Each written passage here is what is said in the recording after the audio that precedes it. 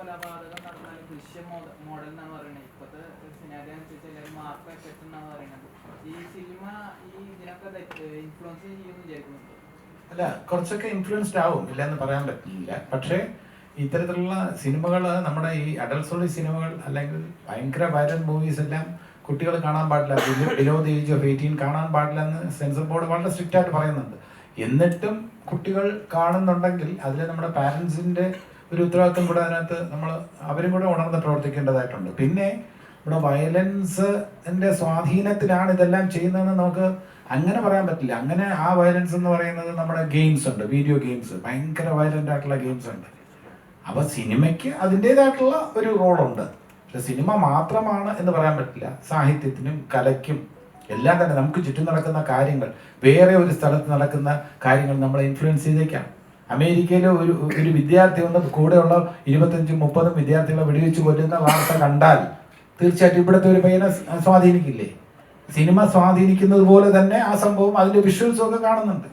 നമ്മൾ വിഷ്വൽസ് കാണുന്നത് തന്നെ നമ്മളിപ്പോൾ കണ്ട എന്താ, പിന്നെ നാഷണൽ ജിയോഗ്രഫിക്കിൽ നമ്മൾ കാണുന്നത് ഒരു സിംഹം ഇങ്ങനെ പോയി ഒരു മാൻ ഇങ്ങനെ പിടിക്കുന്നത് കണ്ടു കഴിഞ്ഞാൽ നമ്മുടെ മനസ്സിൽ ഒരു സങ്കടവും വിഷമവും അയ്യോ എന്ന് നമ്മുടെ കണ്ണടച്ചു പോകുന്നു. ചിലരതല്ല, അത് കണ്ടിട്ട് അതാ പിടിക്കുന്ന നോക്കിയേ, മാനെ പിടിക്കുന്ന നോക്കിയേ എന്ന് പറയുന്ന ആവേശത്തോടെ നോക്കുന്ന ആൾക്കാരുണ്ട്. ഈ കാണുന്ന ആൾക്കാരുടെ മനസ്സിൽ ആ വയലൻസ് ഇഷ്ടപ്പെടുന്നവർ തീർച്ചയായിട്ടും ഇതിൽ സ്വാധീനിക്കപ്പെടും. അപ്പോൾ അതുകൊണ്ട് അത്തരം സിനിമകളെക്കാളും തീർച്ചയായിട്ടും കുറച്ചുകൂടെ ഒരു പീസ് ഒക്കെ ഉള്ള സിനിമയായിരിക്കും ജനത്തിന് കൂടുതൽ സ്വീകാര്യമാവുക. പക്ഷേ കാലം മാറുന്നതനുസരിച്ച് നമ്മുടെ OTT ഒക്കെ വരുന്ന സിനിമകളൊക്കെ നമ്മളിപ്പോൾ വേണ്ടെന്ന് വെച്ചിരുന്നാൽ തന്നെ OTT വരുന്ന അന്യഭാഷാ ചിത്രങ്ങൾ, കൊറിയൻ മൂവീസ്, അതിലെല്ലാം വയലൻസ് ഉണ്ടാവും. അത് കണ്ട് യഥാർത്ഥത്തിൽ അങ്ങനെ സ്വാധീനിക്കപ്പെടാൻ പാടില്ല. നമ്മൾ എന്തെങ്കിലും കണ്ടു കഴിഞ്ഞാൽ അതേ അവസരത്തിൽ തന്നെ നമ്മൾ നല്ല കാര്യങ്ങൾ എന്തെല്ലാം വരുന്നു. ലഗേരിയ ഹോം മുന്നാഭായ് എന്ന് പറഞ്ഞ പടം ഗാന്ധിസം സ്വീകരിക്കാനാണ് ആവശ്യപ്പെട്ടത്. അതിൽ എത്ര പേര് സ്വീകരിക്കുന്നു? അപ്പൊ തിന്മ കണ്ടാൽ മാത്രം ഇൻഫ്ലുവൻസ്ഡ് ആകും, നന്മ കണ്ടാൽ ഒരിക്കലും പ്രേക്ഷകർ ഇൻഫ്ലുവൻസ്ഡ് ആകില്ല എന്ന് പറയാൻ പറ്റുമോ? പിന്നെ നടന്റെ കാര്യം, ഞാനല്ല ഈ വയലൻസിന് കൂട്ടു നിൽക്കുന്നത്, എൻ്റെ കഥാപാത്രമാണ്. ടോണി ഐസക്ക് കൂട്ടു നിൽക്കുന്നു അക്രമത്തിന്റെ. അപ്പൊ ടോണി ഐസക്കിനെയാണോ പ്രേക്ഷകന് ഇഷ്ടപ്പെടുന്നത്, അതോ ജഗദീഷിനെയാണോ? ജഗദീഷിനെയാണ് ഇഷ്ടപ്പെടണമെങ്കിൽ ജഗദീഷ് ഇതുവരെ വയലൻസിന് വേണ്ടി സംസാരിച്ചിട്ടില്ല. ഒരു സ്കൂളിൽ പോയാലും ഒരു കോളേജിൽ പോയാലും എല്ലാം തന്നെ സ്നേഹത്തിന്റെ സന്ദേശമാണ് ഞാൻ വിദ്യാർത്ഥികൾക്ക് കൊടുക്കാൻ ശ്രമിക്കുന്നത്. അപ്പൊ ജഗദീഷ് കൊടുക്കുന്ന സന്ദേശം തിരസ്കരിച്ചിട്ട് ടോണി ഐസക്ക് കൊടുക്കുന്ന സന്ദേശം സ്വീകരിക്കുന്ന പ്രേക്ഷകർ, അത് തീർച്ചയായിട്ടും ഒരു തർക്ക വിഷയം തന്നെയാണ്. ഇപ്പൊ ഈ പറഞ്ഞ പോലെ തന്നെ അധ്യാപകരുമാണ്. അപ്പൊ ഈ കുട്ടികളുടെ ഇടയ്ക്ക് ഇപ്പൊ ഇങ്ങനൊരു സിനിമ ഇൻഫ്ലുവൻസ് ആവാതെ, അതായത് സിനിമയായിട്ട് തന്നെ കാണാനായിട്ട് സ്കൂളുകളിലും അതുപോലെ തന്നെ പാഠ്യപദ്ധതികളിലും സിലബസുകളിലും എല്ലാം ചേഞ്ചസ് വരുത്തണം എന്ന് ആഗ്രഹിക്കുന്നില്ല. തീർച്ചയായിട്ടും നല്ല കാര്യം തന്നെയാണ്. അതിനെതിരെ മുഖം തിരിക്കേണ്ട കാര്യമില്ല. നമ്മളിപ്പോൾ ഈ ലഹരിയൊക്കെ ഏറ്റവും കൂടുതൽ വിൽക്കപ്പെടുന്ന എവിടെയാണ്? സ്കൂളുകളുടെയും കോളേജുകളുടെയും അടുത്താണ് ഏറ്റവും കൂടുതൽ വിൽക്കുന്നത്. ചില കടകൾ, ചില കോഡ് ഭാഷകൾ, കൈ ഇങ്ങനെ മുറുകെ പിടിച്ചാൽ ഉണ്ടെന്ന് അർത്ഥം എന്നൊക്കെ പറഞ്ഞിട്ടുള്ള കോഡ് ഭാഷകൾ വരെ ഉണ്ടെന്നാണ് പറയുന്നത്. പിന്നെ ഓപ്പണായിട്ട് തന്നെ, കാലം മാറിപ്പോയിരിക്കുന്നു, ഓപ്പണായിട്ട് തന്നെ എന്താ പറയുക, കോളേജ് വിദ്യാർത്ഥിനികൾ തങ്ങൾക്ക് ഇഷ്ടപ്പെട്ട ബ്രാൻഡിനെ കുറിച്ച് ഡിസ്കസ് ചെയ്യുന്ന വീഡിയോ ഞാൻ കണ്ടു. അപ്പോൾ കാലം അങ്ങനെയാണ് പൊയ്ക്കൊണ്ടിരിക്കുന്നത്. അത് ശരിയാണെന്നോ തെറ്റാണെന്നോ പറയാൻ പറ്റും, അത് അവരുടെ അവകാശമാണ്. പുരുഷന്മാർക്ക് മാത്രമേ അങ്ങനെ മദ്യപിക്കാവോ എന്നൊരു ചോദ്യമുണ്ട്. അതേ അവസരത്തിൽ ഇങ്ങനെ ഓപ്പണായിട്ട് മദ്യപാനത്തിനെ പ്രോത്സാഹിപ്പിക്കുന്ന തരത്തിൽ കുറേ വിദ്യാർത്ഥിനികൾ സംസാരിക്കുന്ന കേട്ടപ്പോൾ എനിക്ക് ഷോക്കും സങ്കടവും ഉണ്ടായി. അത് വനിതകളായതുകൊണ്ട്, വിദ്യാർത്ഥിനികളായതുകൊണ്ട് മാത്രമല്ല, വിദ്യാർത്ഥി സമൂഹം ആണായാലും പെണ്ണായാലും എതിർക്കപ്പെടേണ്ടത് തന്നെയാണ്. പക്ഷെ അതിന് സൊസൈറ്റി കൂടുതലൊരു അക്സെപ്റ്റൻസ് ഇങ്ങനെയൊക്കെ കഴിക്കുന്നു എന്ന് പറയുമ്പോൾ അത് വ്യൂ ചെയ്യുന്ന വീഡിയോസ്, വ്യൂ ചെയ്യുന്ന ആൾക്കാരുടെ എണ്ണം കൂടുന്നു. അപ്പം മൊത്തത്തിൽ എങ്ങനെയൊക്കെ ഇതിനെ തടസ്സപ്പെടുത്തി അല്ലെങ്കിൽ ഇതിനെ ബ്ലോക്ക് ചെയ്ത് ഇത് ഒഴിവാക്കാനുള്ള എന്തൊക്കെ നീക്കങ്ങൾ ആരൊക്കെ നടത്തിയിരുന്നാലും അതിന് നമ്മളെല്ലാവരും പിന്തുണ രേഖപ്പെടുത്തണം എന്ന് തന്നെയാണ് എൻ്റെ അഭിപ്രായം. കാരണം അലാമിംഗ് റേറ്റിലാണ് ഈ കൊലപാതകമൊക്കെ പോകുന്നത്. ഓരോ ദിവസവും രാവിലെ കാണുന്നത് വെട്ടിക്കൊന്നു എന്നുള്ളതാണ് കാണുന്നത്. അച്ഛൻ മകനെ വെട്ടിക്കൊന്നു, മകൻ അച്ഛനെ വെട്ടിക്കൊന്നു, സംശയത്തിന്റെ പേരിൽ കാമുകനെ വെട്ടിക്കൊന്നു, അല്ലെങ്കിൽ ഭാര്യയെ വെട്ടിക്കൊന്നു, അല്ലെങ്കിൽ ഭാര്യയും കുട്ടികളും ചേർന്ന് റെയിൽവേ ട്രാക്കിൽ ആത്മഹത്യ ചെയ്തു. ഇങ്ങനെ ഒരുപാട് കാര്യങ്ങൾ കാണുന്നുണ്ട്. അപ്പൊ നമുക്ക് ചുറ്റും നടക്കുന്ന കാര്യങ്ങളെ കുറിച്ച് നമുക്ക് അഹങ്കരിക്കാൻ യാതൊരു നിർവാഹവും ഇല്ല, നമുക്ക് സന്തോഷിക്കാൻ നിർവാഹമില്ല. നമ്മളെല്ലാവരും കുറച്ച് ഡെസ്പറേറ്റ് ആണ്, ദുഃഖത്തിലാണ്. ഈ നാടിന്റെ ഈ കാര്യം ഈ സമയത്ത് ഉണർന്ന് പ്രവർത്തിക്കേണ്ടത് തന്നെയാണ്. ഇപ്പൊ ഭാഗ്യവശാൽ സർക്കാരും പ്രതിപക്ഷവും എല്ലാവരും തന്നെ ഒരു കോമൺ ഫൈറ്റിന് വേണ്ടി, കോമൺ വാറിന് വേണ്ടി തുടക്കം കുറിച്ചിരിക്കുന്നു എന്നാണ് ഞാൻ മനസ്സിലാക്കുന്നത്. അതിന്റെ കൂടെ കലാ സമൂഹം നിൽക്കും എന്ന കാര്യത്തിൽ യാതൊരു സംശയമില്ല. കുടുംബ ബന്ധങ്ങളിലെ തകർച്ചയാണ് ഇതിന് ഒരു പ്രധാന കാരണമെന്നാണ് വിദഗ്ധരൊക്കെ പറയുന്നത്. അതായത് സമൂഹത്തിൽ പ്രശ്നങ്ങൾ കൂടുതലായിട്ട് വരുന്നതിന്റെ കാരണം കുടുംബ ബന്ധങ്ങളിൽ നിന്ന് കിട്ടാത്ത ഒരു പ്രശ്നങ്ങളുടെ തുടക്കമായിട്ടാണെന്ന് പറയുന്നത്. അപ്പൊ ഈ സിനിമ ശരിക്കും പറഞ്ഞു കഴിഞ്ഞാൽ അങ്ങനെയുള്ള കുടുംബ ബന്ധങ്ങളെ കുറിച്ച് ശാക്തീകരിക്കുന്ന എന്തെങ്കിലും തരത്തിലുള്ള മെസ്സേജുകൾ കൊടുക്കുന്നുണ്ടോ? അങ്ങനെ എന്താ പറയുക, സ്ട്രെയിറ്റ് ആയിട്ടുള്ള ഒരു മെസ്സേജ് കൊടുക്കുന്നില്ല എങ്കിലും വരികൾക്കിടയിൽ വായിച്ചെടുക്കാൻ പറ്റുന്ന കുറച്ച് കാര്യങ്ങളുണ്ട്. കാരണം ഈ പറയുന്ന അച്ഛൻ ജീവിച്ചിരിക്കുമ്പോഴുള്ള അച്ഛന് വേണ്ടി ചെയ്യാൻ കഴിയുന്ന കാര്യങ്ങൾ, അച്ഛന് വേണ്ടി ചെയ്യാൻ കഴിയാത്ത കാര്യങ്ങളെക്കുറിച്ചുള്ള ഒരു പശ്ചാത്താപം അല്ലെങ്കിൽ കുറ്റബോധം, ഇതൊക്കെ ഇതിൻ്റെ ഇടയിൽ ചെറുതായിട്ടെങ്കിലും ചർച്ച ചെയ്ത് പോകുന്നുണ്ട്. നമ്മളിപ്പോൾ ഒരു ജീവിച്ചിരിക്കുമ്പോൾ പലപ്പോഴും അച്ഛനമ്മമാർക്ക് വേണ്ടി ചെയ്യേണ്ട പല കാര്യങ്ങളും ചെയ്തിട്ടില്ല എന്ന കുറ്റബോധം പലരും ഹോണ്ട് ചെയ്യുന്നുണ്ട്. അതൊക്കെ ചില കലാസൃഷ്ടിയിലൂടെ, സാഹിത്യ സൃഷ്ടികളിലൂടെ അത് വായിക്കുമ്പോൾ നമ്മുടെ കണ്ണ് നിറയുന്നുണ്ടെങ്കിൽ നമ്മൾ അതിൻ്റെ കൂടെ ആ നമ്മുടെ അനുഭവങ്ങളുമായിട്ട് നമ്മൾ എത്രത്തോളം ചേർന്ന് നിൽക്കുന്നു എന്ന് നമ്മൾ നോക്കാറുണ്ട്. ഈ സിനിമയിലും അത്തരം ചില കാര്യങ്ങൾ ഹാസ്യരൂപേണ നമ്മൾ അവതരിപ്പിക്കുമ്പോൾ അത് നമ്മളെ തന്നെ കുറ്റപ്പെടുത്തുകയാണ്. നിങ്ങൾ നല്ല നമ്മളെല്ലാവരും കുറ്റക്കാരാണെന്നാണ് ഈ സിനിമ പറയുന്നത്. നമ്മളെല്ലാവരും നമ്മുടെ അച്ഛനമ്മമാരെ സ്നേഹിക്കണം, നമ്മുടെ അച്ഛനമ്മമാരുടെ സ്വത്തിൻ്റെ പിന്നാലെ ഇങ്ങനെ പോകരുത്. അവിടെ എന്ത് ലൈഫ് എന്ന് പറഞ്ഞാൽ അൾട്ടിമേറ്റ് ആയിട്ട് കുടുംബ ബന്ധങ്ങൾക്ക് വലിയ വാല്യൂ ഉണ്ടെന്നുള്ളത് ഈ ചിത്രത്തിൽ പറയാതെ പറഞ്ഞു പോകുന്നുണ്ട്. പഞ്ചപാണ്ഡവന്മാരിൽ ഏറ്റവും ഇഷ്ടം ജഗദീഷ് ചേട്ടന് ആരോടാണ്? ശരിക്കും പറഞ്ഞിട്ടുണ്ട് ഇതിൽ അർജുനനാവാനായിരുന്നു ഇഷ്ടമെന്ന് പറഞ്ഞിട്ടുണ്ടായി. ഭീമൻ എന്തുകൊണ്ടാണ് ഇന്ദ്രൻ സൈഡിനെ കൊടുത്തത് എന്തുകൊണ്ടാണ്? കാരണം ഏറ്റവും ശക്തനായിട്ടുള്ള കഥാപാത്രമാണ് ഭീമൻ, ഫിഗർ കൊണ്ടായാലും എല്ലാം കൊണ്ട്. അപ്പൊ അതിനെന്തെങ്കിലും ഒരു പൊളിറ്റിക്സോ ആ രീതിയിൽ എന്തെങ്കിലും ഉണ്ടോ? ഞാൻ ആഗ്രഹിച്ചത് ഭീമൻ റോള് തന്നെയാണ്. അത് കഴിഞ്ഞാൽ പിന്നെ എൻ്റെ ക്യാരക്ടറിന്റെ പേര് അർജുനൻ എന്നാവുമെന്ന് ഞാൻ പ്രതീക്ഷിച്ചു. കാരണം ധർമ്മൻ മരിച്ചുപോയി, രണ്ടാമത് ഇന്ദ്രൻസ്, മൂന്നാമത് കഥ പറയുമ്പോൾ ഞാൻ വിചാരിച്ചു എൻ്റെ പേര് അർജുനൻ എന്നാവുന്നു. പക്ഷെ അർജുനൻ എന്നെക്കാളും സുന്ദരനായ ഒരു ചെറുപ്പക്കാരനാണ് കൊടുത്ത ആ റോള്. നകുലനും സഹദേവനും എനിക്കും പ്രശാന്തനും തന്നു. പേര് മാത്രമേ ഉള്ളൂ. കഥാപാത്രങ്ങൾ എന്ന നിലയിൽ അഞ്ച് പേർക്കും ഇതിൽ ധർമ്മന് ഇമ്പോർട്ടൻസ് ധർമ്മൻ്റെ പത്നിക്ക് കൊടുക്കുന്നുണ്ട്. ബാക്കി 4 പേർക്കും ഏകദേശം തുല്യ പ്രാധാന്യമാണ്. എനിക്ക് കളിക്ക് അല്ലെങ്കിൽ തമാശയ്ക്ക് വേണ്ടി പറയാമെന്നുള്ളതേ ഉള്ളൂ. എനിക്ക് ഈ പഞ്ചപാണ്ഡവരിലെ എല്ലാ കഥാപാത്രങ്ങൾക്കും തുല്യ പ്രാധാന്യമാണെന്ന് തോന്നിയിട്ടുണ്ട്. അതിൽ കൂടുതൽ നമ്മൾ എപ്പോഴും ചർച്ച ചെയ്യുന്ന, പല കാരണങ്ങളാൽ ചർച്ച ചെയ്യുന്നത് ധർമ്മപുത്രൻ, ഭീമൻ, അർജുനൻ. നകുലനും സഹദേവനും അധികം ചർച്ച ചെയ്യപ്പെടുന്നില്ല. അതെ. അപ്പൊ അതുകൊണ്ട് ഇവിടെ ഒരു വേറെ അമ്മമാരും ഒക്കെ ആയതുകൊണ്ടായിരിക്കാം കൂടുതൽ ചർച്ച ചെയ്യപ്പെടുന്നില്ല. രാമായണത്തിലാണെങ്കിൽ ശ്രീരാമൻ ചർച്ച ചെയ്യപ്പെടുന്ന പോലെ ലക്ഷ്മണൻ ചർച്ച ചെയ്യപ്പെടുന്നു, ഭരതൻ ചർച്ച ചെയ്യപ്പെടുന്നുണ്ട്. ശത്രുഘ്നൻ അത്ര ചർച്ച ചെയ്യപ്പെടുന്നില്ല എന്ന് പറയുന്ന പോലെ നകുലനും സഹദേവനും അത്ര ചർച്ച ചെയ്യപ്പെടുന്നില്ല യഥാർത്ഥ മഹാഭാരതത്തിൽ. ഇവിടെ അങ്ങനെയല്ല. അതിന്റെ പേരിൽ ഞങ്ങൾ ഒഴിവാക്കി നിർത്തിയിട്ടില്ല. ഞങ്ങൾക്ക് തുല്യ പ്രാധാന്യം തന്നിട്ടുണ്ട്. ഒരു ഫിലിമിന്റെ വിജയപരാജയങ്ങൾ കൂടുതലായിട്ട് ബാധിക്കുന്നത് ഒരു നായകനായിരിക്കും. അപ്പൊ ഈയിടായിട്ട് കൂടുതലായിട്ട് പരാജയപ്പെട്ട ധ്യാന്റെ പേര് എടുത്തെടുത്ത് മലയാളികൾ തന്നെ പറഞ്ഞുകൊണ്ടിരിക്കുന്നത്, അദ്ദേഹത്തിന്റെ പേര് എടുത്തുകൊണ്ട് അദ്ദേഹത്തിന് ബോംബ് സ്റ്റാർ എന്നാണ് വിശേഷിപ്പിക്കുന്നത്. അപ്പോൾ എന്തുകൊണ്ടായിരിക്കും ഈ നായകന്റെ പേര് വെച്ചിട്ട് എന്താണ് വിജയപരാജയങ്ങൾ നോക്കിക്കാണുന്നത്? അല്ല അദ്ദേഹത്തിന്റെ പടത്തിന്റെ സ്ക്രീനിൽ വരുമ്പോ തന്നെ വിശ്വാസം കുറവ് പോലെയാണ് ജനങ്ങൾക്ക് ഫീൽ ചെയ്യുന്നത്. അല്ല, അത് ഇത് വ്യക്തിപരമായ ആരെങ്കിലും പരിഹസിക്കുന്നതിനോട് എനിക്ക് യോജിപ്പില്ല. യഥാർത്ഥത്തിൽ ഏത് നായകനാണ് എത്ര സൂപ്പർ ഹിറ്റ് തന്നാലും അദ്ദേഹത്തെ അമാനുഷികനെന്ന് വിശേഷിപ്പിക്കുന്നതിനോടും എനിക്ക് യോജിപ്പില്ല. അതേ അവസരത്തിൽ പരാജയപ്പെട്ടു എന്നതിൻ്റെ പേരിൽ ഒരു നടനെയോ നായകനെയോ പരിഹസിക്കുന്നതിനോടും എനിക്ക് യോജിപ്പില്ല. അത് അങ്ങനെ ആ ഒരു വ്യക്തിപരമായ ആ ഒരു രീതിയിൽ നമ്മൾ കണക്കിലെടുക്കാൻ പറ്റില്ല. പിന്നെ യഥാർത്ഥത്തിൽ ഈ സിനിമകളെല്ലാം തന്നെ നിർമ്മിക്കുമ്പോൾ എല്ലാവർക്കും വലിയ പ്രതീക്ഷകളാണ്. ഈ കണക്കൂട്ടൽ പ്രേക്ഷകർ അത് ഇഷ്ടപ്പെടും എന്ന വിശ്വാസത്തോടെയാണ് പലപ്പോഴും സിനിമയുമായി മുന്നോട്ട് വരുന്നത് കലാസൃഷ്ടി. അത് പ്രേക്ഷകർ റിജക്റ്റ് ചെയ്യേണ്ട സാഹചര്യം വരുമ്പോൾ തീർത്തും പ്രേക്ഷകർ വലിയ പ്രതീക്ഷയോടെ വരുമ്പോൾ അവരെ നിരാശപ്പെടുത്തുമ്പോൾ അവർ വളരെയധികം ഡിസപ്പോയിൻറ്റഡ് പറയുന്ന സ്റ്റേറ്റ്മെൻറ്റ്സ് അതൊരു നായകനെതിരെയുള്ള സ്റ്റേറ്റ്മെൻറ്റ് എന്നതിനപ്പുറം നായകനിൽ അർപ്പിച്ച പ്രതീക്ഷ തകർത്തയിലുള്ള ദേഷ്യമാണ്. നായകനോടുള്ള ദേഷ്യമല്ല, വ്യക്തിയോട്. ഇനി ഏത് ഹീറോ ആണെങ്കിലും ശരി, അതെന്തെങ്കിലും കാണും എന്ന് വിചാരിച്ച് വന്നിട്ട് ഒന്നുമില്ല എന്ന് വരുമ്പോൾ അത് ഇന്നൊരാൾ നാളെ വേറൊരാൾ. എൻ്റെ ഒരു ചിത്രം എന്തെങ്കിലും ഉണ്ടാവുമെന്ന് പ്രതീക്ഷിച്ച് വന്നിട്ട് ഞാൻ ഇതേപോലെ പ്രൊമോഷനിലൊക്കെ ഇരുന്ന് പറഞ്ഞിട്ട് അവിടെ വരുമ്പോൾ തീർത്തും നിരാശപ്പെടുത്തിയാൽ ആ പ്രതീക്ഷ തകർത്തതിൻ്റെ ഒരു ദേഷ്യമോ എന്തെങ്കിലും ഒരു വികാരമോ നിങ്ങൾക്ക് എന്നോട് ഉണ്ടാവും. അതിൽ ഞാൻ പരിഭവിച്ചിട്ട് കാര്യമില്ല, അത്രയേ ഉള്ളൂ. അത് എനിക്കെതിരെയുള്ള അല്ലെങ്കിൽ എന്നോടുള്ള വ്യക്തിപരമായ വിരോധമായിട്ട് ഞാൻ കണക്കാക്കില്ല.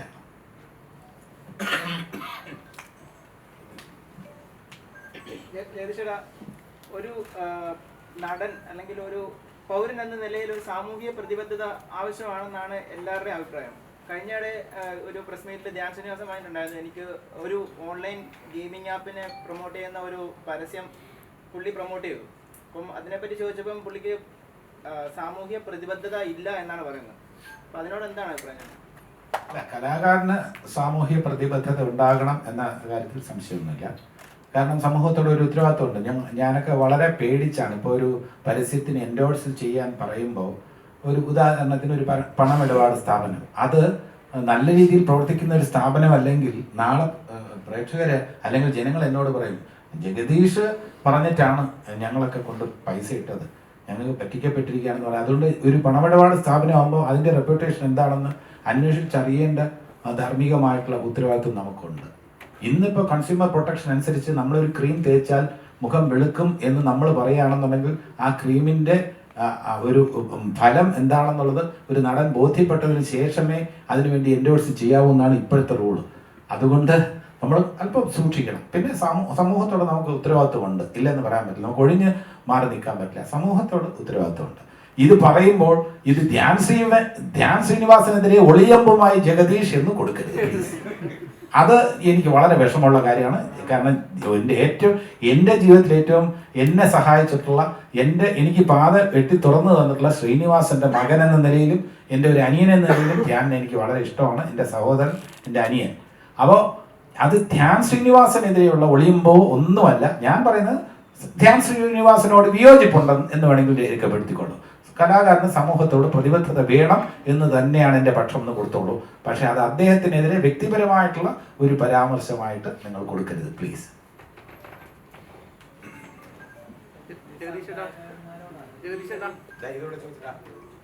ഇപ്പം പല അഭിപ്രായങ്ങളും തൻ്റെതായ നിലപാടുകൾ ശക്തമായി അറിയിച്ചിട്ടുള്ള ഒരാളാണ് ജഗദീഷ്. ഇപ്പോൾ വരുന്ന വാർത്തകൾ അനുസരിച്ച് ജൂൺ മാസം മുതൽ സിനിമാ മേഖല ഒന്നടങ്കം സമരത്തിലേക്ക് പോവുകയാണെന്നാണ് വാർത്തകൾ വരുന്നത്. അതിനുമായി ബന്ധപ്പെട്ടുള്ള ഒത്തുതീർപ്പ് ചർച്ചകളൊക്കെ നടക്കുന്നുണ്ടെന്നാണ് പറയുന്നത്. ഇപ്പം ജൂനിയർ ആർട്ടിസ്റ്റ് ഉൾപ്പെടെയുള്ള ഒരുപാട് ആയിരക്കണക്കിന് തൊഴിലാളികളെ ബാധിക്കുന്ന ഒരു വിഷയമാണ്. ഈ വിഷയത്തിൽ ജഗദീഷ് ചേട്ടൻ്റെ ഒരു അഭിപ്രായം, ഒരു നടനെന്നുള്ള നിലയിലും അമ്മയുടെ ഒരു ഭാരവാഹി എന്നുള്ള നിലയിലും?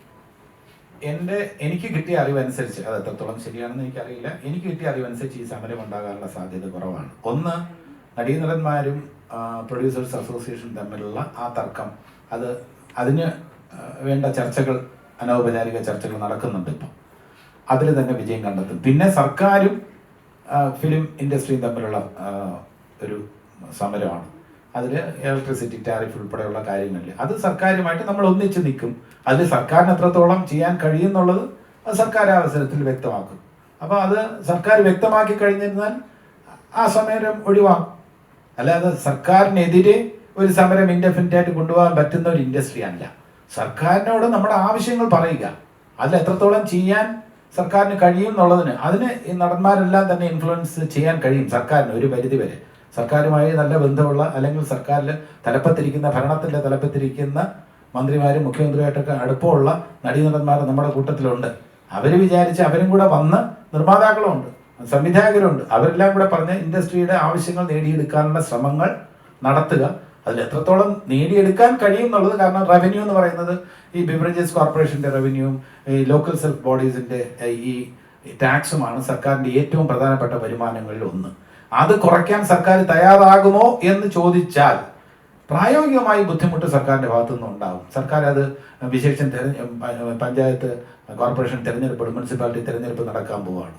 ഈ സമയത്ത് നമ്മൾ ഒരു സമരം ചെയ്ത് ടാക്സ് കുറയ്ക്കണമെന്ന് ആവശ്യപ്പെട്ടാൽ പുതിയ ഭരണസമിതി വരാൻ പോകുന്ന ഈ അവസരത്തിൽ അത് എത്രത്തോളം സർക്കാരിനെ തൃപ്തിപ്പെടുത്താൻ കഴിയും അല്ലെങ്കിൽ സർക്കാരിന് കുറയ്ക്കാൻ കഴിയുമെന്ന കാര്യത്തിൽ എനിക്ക് സംശയമുണ്ട്. അപ്പോൾ ആലോചിച്ച് തീരുമാനമെടുക്കണം. സർക്കാരും തുറന്ന സമീപനമാണെന്ന് ശ്രീ സജി ചെറിയാൻ പറഞ്ഞിട്ടുണ്ട്. അപ്പോൾ എന്തായാലും ചർച്ചകൾ നടക്കും, നല്ലതാണ്. ഈ സമരം ആഹ്വാനം ചെയ്യുമ്പോൾ സമരം ചെയ്യാൻ വേണ്ടിയല്ല, നമ്മുടെ ആവശ്യങ്ങൾ ആൾക്കാരുടെ ശ്രദ്ധയിൽപ്പെടുത്താൻ വേണ്ടിയാണ് ഈ സമര ആഹ്വാനം എന്ന് പറയുന്നത്. അപ്പോൾ സമരം ചെയ്യും എന്ന് പറഞ്ഞാൽ അന്ന് സമരം ചെയ്യുന്നുള്ളതല്ല, ഞങ്ങൾക്ക് കുറേ പ്രശ്നമുണ്ടെന്നുള്ള ഇൻഡസ്ട്രി അറിയിക്കുകയാണ്. ആരെ? സർക്കാരിനെയും ജനങ്ങളെയും ബാക്കിയുള്ള ഇൻഡസ്ട്രിയിലുള്ള ബാക്കിയുള്ള ആൾക്കാരെയൊക്കെ അറിയിക്കുകയാണ്. ആ അറിയിക്കുന്നതിൽ ഈ പ്രൊഡ്യൂസേഴ്സ് അസോസിയേഷൻ വിജയിച്ചിട്ടുണ്ട്. അതിനനുസരിച്ചുള്ള പരിഹാരം ഉണ്ടാവുമെന്ന് തന്നെയാണ് എൻ്റെ പ്രതീക്ഷ. അതേപോലെ ഈ സിനിമാ മേഖലയിൽ നിന്നുള്ള ഒരാൾ തന്നെ സിനിമാ മന്ത്രിയായിരുന്നുവെങ്കിൽ കുറച്ചും കൂടെ വിഷയം മന്ത്രിസഭയിലടക്കം അഡ്രസ്സ് ചെയ്യപ്പെടുമെന്ന് തോന്നിയിട്ടുണ്ട്. അല്ല, അങ്ങനെ സിനിമാ മേഖലയിൽ ഒരാൾ മാത്രമല്ലേ ഉള്ളൂ ഇപ്പോൾ. അപ്പം അതുകൊണ്ട് അങ്ങനെ വേണമെന്നില്ല. യഥാർത്ഥത്തിൽ അതിപ്പോൾ ഏതെങ്കിലും ഒരു രീതിയിൽ അത് എക്സ്പീരിയൻസ് ഉള്ള സിനിമ കൈകാര്യം ചെയ്യാൻ സിനിമയിൽ അഭിനയിച്ച് പരിചയം വേണമെന്നുള്ള അതിനോട് എനിക്ക് യോജിപ്പൊന്നുമില്ല. അല്ലാതെ തന്നെ ഈസിലി സോൾവ് ചെയ്യാൻ കഴിയും. സജി ചെറിയാൻ കോമ്പറ്റന്റ് ഇനാഫ്, അദ്ദേഹത്തിന് ഇത് സോൾവ് ചെയ്യാനൊക്കെ താല്പര്യമുണ്ട്, അദ്ദേഹത്തിന് കഴിയും തന്നെയാണ് എൻ്റെ വിശ്വാസം. പക്ഷേ ഈ ടാക്സ് ഒക്കെ കുറയ്ക്കുന്നതിൻ്റെ കാര്യത്തിൽ അദ്ദേഹം മാത്രം വിചാരിച്ചാൽ പോലെ അത് ബാലഗോപാൽ ഫിനാൻസ് മിനിസ്റ്റർ വിചാരിക്കണം, ചീഫ് മിനിസ്റ്റർ വിചാരിക്കണം. അവരെത്രത്തോളം വിചാരിക്കും, അവർക്ക് എത്രത്തോളം വിചാരിക്കാൻ കഴിയും എന്ന കാര്യത്തിൽ പ്രായോഗികമായിട്ട് നമ്മൾ ചിന്തിക്കണം. പ്ലീസ്. ഇല്ല, അതിൻ്റെ പ്ലോട്ട് വൈസ് ചിലപ്പോൾ നമ്മൾ ഒരുപാട് സിനിമകൾ അതേപോലത്തെ കണക്ഷൻസ് വരാം. പക്ഷേ ഇതിൻ്റെ സ്ക്രീൻ പ്ലേ ആയാലും ബാക്കി ഡയലോഗ്സും പരിപാടികളൊക്കെ ആയാൽ തന്നെ വേറൊരു വേർഷൻ തന്നെയാണ് ഇത്.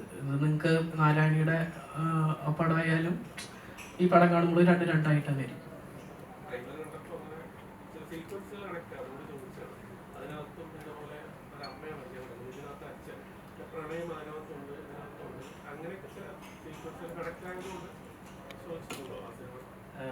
പണ്ടോട്ടിട്ടേ ഉണ്ട് പപ്പൻ പ്രിയപ്പെട്ട പപ്പൻ പടം ഒക്കെ തൊട്ട് അതൊക്കെ നമ്മുടെ റെഫറൻസുകളാണ്. സ്റ്റോറി ഇതൊന്നുമല്ല. നാരായണിയുടെ പടം ആയാലും നമ്മുടെ പരിവാറും വെച്ച് നോക്കുകയാണെങ്കിൽ കമ്പയർ ചെയ്യുകയാണെങ്കിൽ രണ്ട് പടമായിട്ടല്ലേ. ഇവര് ചെറുപ്പക്കാരായതുകൊണ്ട് ഇവർക്ക് പറയാൻ കഴിയില്ല, എനിക്ക് പറയാൻ കഴിയും. വിത്തുകൾ എന്ന് പറയുന്ന ഒരു ചിത്രമുണ്ട്. അമ്മയുടെ മരണമാണ്, മധുസാറാണ് നായകൻ, MT സാറിൻ്റെ സ്ക്രിപ്റ്റാണ്. ഇതേപോലെ അമ്മയുടെ മരണവുമായി ബന്ധപ്പെട്ട് തിങ്കളാഴ്ച നല്ല ദിവസം അമ്മയുടെ മരണവുമായി ബന്ധപ്പെട്ട ആൾക്കൂട്ടത്തിൽ തനിയെ അച്ഛൻ്റെ മരണവുമായി ബന്ധപ്പെട്ട കഥയാണ്. അപ്പം ഇനി അച്ഛൻ്റെ മരണം, അമ്മയുടെ മരണം, അതിൻ്റെ പേരിൽ മക്കൾ തമ്മിൽ വഴക്കൂടുന്ന ഒരുപാട് നാരായണീൻ്റെ ആൺമക്കൾ ഇതിവിടുത്തെ വളരെ ഇതുമായിട്ടൊക്കെ ഒരു ബേസിക് ത്രെഡ് എന്ന് പറയുന്ന സാമ്യം ഉണ്ടെന്ന് വേണമെങ്കിൽ പറയാം. അതിൽ യാതൊരു തെറ്റുമില്ല. ഈ പറഞ്ഞത് വളരെ ശരിയാണ്. പക്ഷേ അതിൻ്റെ ട്രീറ്റ്മെൻറ്റ് ഇത് ഹ്യൂമറസ് ആയിട്ടാണ് ട്രീറ്റ് ചെയ്തിരിക്കുന്നത്. നാരായണീൻ്റെ ആൺമക്കൾ എന്ന് പറഞ്ഞാൽ വളരെ സീരിയസ് ആയിട്ടാണ് ട്രീറ്റ് ചെയ്തിരിക്കുന്നത്. അപ്പോൾ ഹ്യൂമറസ് ആയിട്ട് ട്രീറ്റ് ചെയ്യുന്നു. അപ്പോൾ ബേസിക് ത്രെഡ് എന്ന് പറഞ്ഞാൽ മനുഷ്യർ ഈ മക്കള് അമ്മമാരോടും അച്ഛന്മാരോടും ഒക്കെ അവരുടെ മരണസമയത്ത് എങ്ങനെ പ്രതികരിക്കുന്നു. മക്കൾ ലീവ് തീർന്നു പോകുന്നു, പിറ്റേ ദിവസം തന്നെ പോകണം, എനിക്ക് ബാക്കിയുള്ള ചടങ്ങുകളിൽ പങ്കെടുക്കാൻ പറ്റില്ല എന്ന് പറയുന്ന മക്കളൊക്കെ പല സിനിമകളിലും കോമൺ ഫാക്ടറാണ്. അപ്പം നമ്മുടെ ബന്ധങ്ങളിൽ, മനുഷ്യബന്ധങ്ങളിൽ ഉണ്ടാകുന്ന ഈ പാളിച്ചകൾ ഇതൊക്കെ ഇത്തരം സിനിമകളിൽ അന്നേ MT സാർ എഴുതി വെച്ചിട്ടുണ്ട്.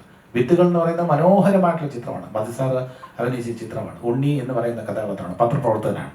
അതിൽ കവിയൂർ പൊന്നമ്മ ചേച്ചിയാണ് ഈ മരിക്കുന്നത്, ശങ്കരാടി സാറ് ഭർത്താവായിട്ട്. ഞാൻ ഇന്നും ഓർക്കുന്നു, വളരെ ടച്ചിങ് ആയിട്ടുള്ള ഫിലിം. പിന്നെ പൊന്നമ്മ ചേച്ചി മരിക്കാൻ കിടക്കുന്ന ആ കഥാപാത്രമാണ് തിങ്കളാഴ്ച നല്ല ദിവസം. ആൾക്കൂട്ടത്തിൽ തന്നെ ബാലങ്കി നായർ സാറാണ് മരിക്കാൻ കിടക്കുന്നത്. ഇതേപോലെ അച്ഛനോ അമ്മയോ മരിക്കാൻ കിടക്കുമ്പോൾ മക്കള് തമ്മിൽ സ്വത്തിൻ്റെ പേരിലോ പല കാരണങ്ങളാലോ വഴക്ക് കൂടുന്ന ഇതിവൃത്തങ്ങൾ ഇതിനു മുമ്പ് മലയാള സിനിമയിൽ വന്നിട്ടുണ്ട്. അതെല്ലാം തന്നെ പ്രേക്ഷകർ ശ്രദ്ധ നേടിയിട്ടുമുണ്ട്. അതേപോലെ പരിവാറും നേടുന്നതാണ് ഞങ്ങളുടെ പ്രതീക്ഷ.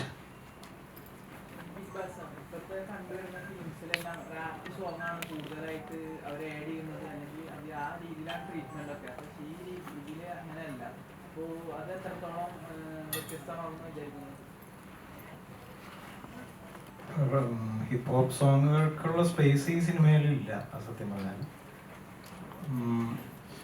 അത് ആവശ്യപ്പെടുന്ന ഒരു പ്ലാറ്റ്ഫോം വരുമ്പോഴാണ് നമുക്ക് അതിനെക്കുറിച്ചൊക്കെ ആലോചിക്കാൻ പറ്റുക.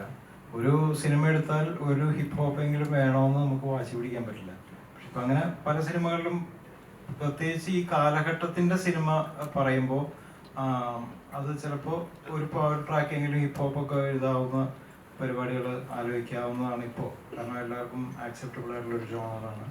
പക്ഷേ ഈ സിനിമ എന്ന് പറയുന്നത് അങ്ങനെ ഒരു നെറേറ്റീവ് പാറ്റേൺ പോലും അല്ല ഈ സിനിമയുടെ. പരിവാർ എന്ന് പറയുന്ന സിനിമ അതിൻ്റെ ഒരു ഇവരെ നെറേറ്റ് ചെയ്തിരിക്കുന്നത് വളരെ കണ്ടംപററി ആയിട്ടാണെങ്കിലും അത് ഒരു പക്ഷേ അതിൽ ജീവിക്കുന്ന കഥാപാത്രങ്ങളൊക്കെ മുതിർന്ന ആൾക്കാരാണ്. അവരുടെ അനുഭവങ്ങളും അവരുടെ പശ്ചാത്തലങ്ങളും അവരുടെ കുടുംബവും ഒക്കെയുള്ള ഇതിലാണ് അതിൽ. അപ്പം ഞങ്ങൾ ഈ ഹിപ്പ് ഹോപ്പ് എന്നുള്ളതിനപ്പുറത്തേക്ക് ഞങ്ങൾ സത്യം പറഞ്ഞാൽ ഇപ്പോൾ ഇദ്ദേഹം ചോദിച്ച കഥാതന്തുവിനെ കുറിച്ച് ചോദിച്ചപ്പോൾ സന്തോഷം എഴുതിയതിനകത്ത് ഈ നമ്മുടെ ഓട്ടം തുള്ളൽ കവിതകൾ പലരും കുഞ്ചനമ്പ്യാരോ വായിച്ചിട്ടുണ്ടാവും. അത് ശരിക്കും കോമഡിയാണല്ലോ, ആക്ഷേപഹാസ്യമാണ്, സറ്റയറാണ്. അതായത് രാജാവിനെ പോലും കളിയാക്കുന്ന കവിതകളാണ് അദ്ദേഹത്തിൻ്റെ. അപ്പോൾ അത് ഈ ഓട്ടംതുള്ളലിന്റെ മട്ടിൽ നമ്മൾ ഇതിനകത്തൊരു പാട്ട് ചെയ്തിട്ടുണ്ട്. അപ്പോൾ അത് പക്ഷെ നമ്മുടെ മ്യൂസിക് ബാക്കിങ്ങും അതിന്റെ പ്രൊഡക്ഷനും ഒക്കെ വളരെ കണ്ടംപററി ആണ്, പുതിയ തലമുറയ്ക്ക് ആസ്വദിക്കാവുന്ന രീതിയിലാണ്. പക്ഷെ കവിത ഓട്ടംതുള്ളലിന്റെയാണ്. അപ്പൊ ഇദ്ദേഹം സീരിയസ് ആയിട്ട് മറ്റേ നാരായണിയുടെ മക്കൾ എന്ന് പറയുന്ന സിനിമയിലെ ഇതും തമ്മിലുള്ള വ്യത്യാസം എന്ന് പറയുന്നത് ഓട്ടംതുള്ളലിന്റെ 2 വരികൾ ഞാനത് സൂചിപ്പിക്കുക. അതായത് ആഹാശത്രുവിനാകിലുമിഹ ഭുവി ശിവനെ ഇപ്പടി വരരുത് യോഗം, ഉറ്റവർ മുഴുവൻ ഒരുത്തനെ വേഗം കാലന് നൽകാൻ ധൃതിയിലോട്ടം എന്നാണ് 4 വരി തുടങ്ങുന്നത്. ഉറ്റവർ മുഴുവൻ ഒരുത്തനെ വേഗം കാലന് നൽകാൻ ധൃതിയിൽ ഓട്ടം നടക്കണമെന്ന് പറയുന്ന വരിയാണ്. കാർന്നോർക്കില്ല മരിക്കാൻ ഇഷ്ടം, ബന്ധുജനത്തിനത് അത്യാവശ്യം എന്ന് പറയുന്ന വരികളൊക്കെയാണ് ആ പാട്ടിൽ വരുന്നത്. അപ്പൊ അത് വളരെ രസകരമായിട്ടുള്ള, അത് കേട്ട് കഴിഞ്ഞാൽ ശരിക്കും കുഞ്ചാമ്പിയാരാണ് എഴുതിയിട്ടുള്ളതെന്ന് നമുക്ക് തോന്നും. അത്രയും കൃത്യമായിട്ടുള്ള മീറ്ററിങ്ങിലാണ് സന്തോഷത എഴുതിയിട്ടുള്ളത്. അത്രയും രസകരമായിട്ടുള്ള രീതിയിലാണ് നമുക്ക് നമ്മള് ഡാർക്ക് ഹ്യൂമർ എന്നൊക്കെ പറയും. നമ്മള് പറയുമ്പോൾ ഒരാളുടെ മൃതിയെ കുറിച്ചൊക്കെയാണ് പറയുന്നതെങ്കിലും നമ്മള് പിന്നീട് ഒക്കെയാണ് അത് നമ്മൾ പറയുമ്പോൾ ന്യൂസ് ആയിട്ട് വരുമ്പോൾ നമുക്ക് അത് ട്രാജഡി ആകുന്നു. പക്ഷെ അവിടെ ഇത് എന്തെങ്കിലും ഇത് നടന്നു കിട്ടിയാൽ മതിയായിരുന്നു എന്നൊക്കെ പറയുന്ന ഒരു അവസ്ഥയിലേക്ക് മക്കളെ പറയാൻ പ്രേരിപ്പിക്കുന്ന കഥാസന്ദർഭങ്ങളും ഒക്കെയാണ്. പക്ഷെ അതിന് മൂല കാരണമായിട്ടുള്ള ഒരു മെറ്റീരിയൽ ഉണ്ട്. അച്ഛന്റെ കയ്യിൽ ഒരു കാര്യമുണ്ട്. അത് ശരിക്കും പറഞ്ഞാൽ ഇതിനകത്ത് വളരെ കീ ഫാക്ടറാണ്. അതാണ് ഇതിനകത്ത് ഏറ്റവും രസകരമായിട്ടുള്ള ഒരു എപ്പിസോഡ്. അതാണ് ഭീമൻ, ഇന്ദ്രൻ ചേട്ടനൊക്കെ പിന്നെ ഭീമൻ എന്ന് പറയുന്ന ക്യാരക്ടറൊക്കെ അവിടെയാണ് അദ്ദേഹത്തിന്റെ പ്രസക്തിയൊക്കെ വരുന്നത്.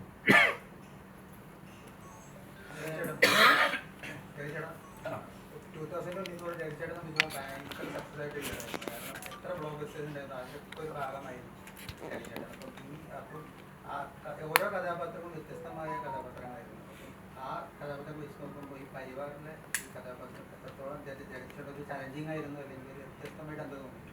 തീർച്ചയായിട്ടും 2024 ഞാൻ ചെയ്തിട്ടുള്ള കഥാപാത്രങ്ങളിൽ നിന്നും വളരെ വ്യത്യാസമുള്ള ഒരു കഥാപാത്രം തന്നെയാണ് ഇതിലെ സഹദേവൻ. അത് യാതൊരു സംശയമില്ല. കാരണം 2024 എല്ലാം നല്ല ചിത്രങ്ങളായിരുന്നു, ഹിറ്റ് ചിത്രങ്ങളായിരുന്നു.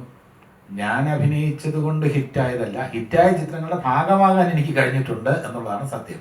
പക്ഷെ അതിൽ അങ്ങനെ അപ്പോൾ പോലും കുറച്ച് പേര് എന്നെ വിമർശിച്ചു, ഈ സ്ഥിരം സ്റ്റീരിയോ ടൈപ്ഡ് ആവുന്നു, അച്ഛനാവുന്നു എന്നൊക്കെ പറഞ്ഞു. ഇതിലങ്ങനെ ആരോപണം വരില്ല, കാരണം ഇതിലെനിക്ക് കുട്ടികളില്ല. അപ്പം അതുകൊണ്ട് അവിടെ തന്നെ എനിക്ക് ഒരു ഭാഗ്യം കിട്ടി. മാത്രമല്ല ഇതിനകത്ത് എന്താ പറയുക, വിമർശനം ഏതെങ്കിലും ഒരു രാഷ്ട്രീയ പാർട്ടിയുടെ വിമർശനം വരാതെ ഞങ്ങൾ നോക്കിയിട്ടുണ്ട്. പക്ഷെ നോക്കിയാൽ വരികൾക്കിടയിൽ വായിച്ചെടുക്കാൻ കഴിയുന്ന ഏതെങ്കിലും ഒരു പ്രസ്ഥാനമായിട്ടോ ഏതെങ്കിലും പാർട്ടിയുമായിട്ടോ ബന്ധമുണ്ടെന്ന് തോന്നുന്ന രീതിയിലുള്ള ചെറിയ കാര്യങ്ങളുണ്ട്. അതിനെ നമ്മൾ പരിഹസിച്ചിട്ടില്ല, അതിനെ നിരീക്ഷിച്ച് കഥാപാത്രത്തിന്റെ ഭാഗമാക്കിയിട്ടുണ്ട്. അത് ഏത് പാർട്ടിയാണ്, അല്ലെങ്കിൽ ഏത് പ്രസ്ഥാനമാണ്, ഏത് പ്രത്യയശാസ്ത്രമാണെന്ന് വേണമെങ്കിൽ സിനിമ കാണുമ്പോൾ നമുക്ക് വായിച്ചെടുക്കാം. പക്ഷെ അതിൽ ആ പാർട്ടിയുമായി ബന്ധപ്പെട്ട ആൾക്കാർക്ക് ഞങ്ങളോട് കയർക്കാനോ ക്ഷോഭിക്കാനോ ഉള്ള രീതിയിൽ ഒന്നും ഒരു പാർട്ടിയെ ഞങ്ങൾ പരിഹസിച്ചിട്ടില്ല എന്നുള്ളത് ഒരു സത്യമാണ്. അപ്പം വേറിട്ട ഒരു വേഷം തന്നെയാണ്. മനുഷ്യന്റെ പൈസയോടുള്ള ഒരു ആർത്തി ഉണ്ടല്ലോ, അത് ഞാൻ ഇതുവരെ അവതരിപ്പിച്ചിട്ടുള്ളതിൽ അല്പം കൂടുതൽ കാശിനോട് ആർത്തിയുള്ള ഒരു കഥാപാത്രമായിട്ടാണ് എനിക്ക് തോന്നുന്നത്. ഒരു വരിയുണ്ട്, സഞ്ചയനത്തിന് മുന്നേ തന്നെ സഞ്ചികൾ തപ്പാൻ വഞ്ചക വൃന്ദം എന്ന് പറയുന്ന ഒരു വരിയുണ്ട് ഈ പാട്ടിൽ. സഞ്ചയനത്തിന് മുന്നേ തന്നെ സഞ്ചികൾ തപ്പാൻ വഞ്ചക വൃന്ദം ഇറങ്ങിയിരിക്കാന്ന് പറയും. വഞ്ചകരാരാണ് എന്നൊക്കെ പറയുന്ന മാത്രമല്ല എന്റെ ഡയലോഗ് ഉണ്ട്, മനുഷ്യന് ജീവിച്ചിരിക്കുന്നതിനൊക്കെ ഒരു പരിധിയില്ലേ. ഇപ്പൊ സ്വന്തം അച്ഛനെ കുറിച്ച് പറയാണ്. അപ്പൊ മനുഷ്യരുടെ ഒരു എന്താ പറയാ, കാശിനോടുള്ള ആ ഒരു അത്യാഗ്രഹം.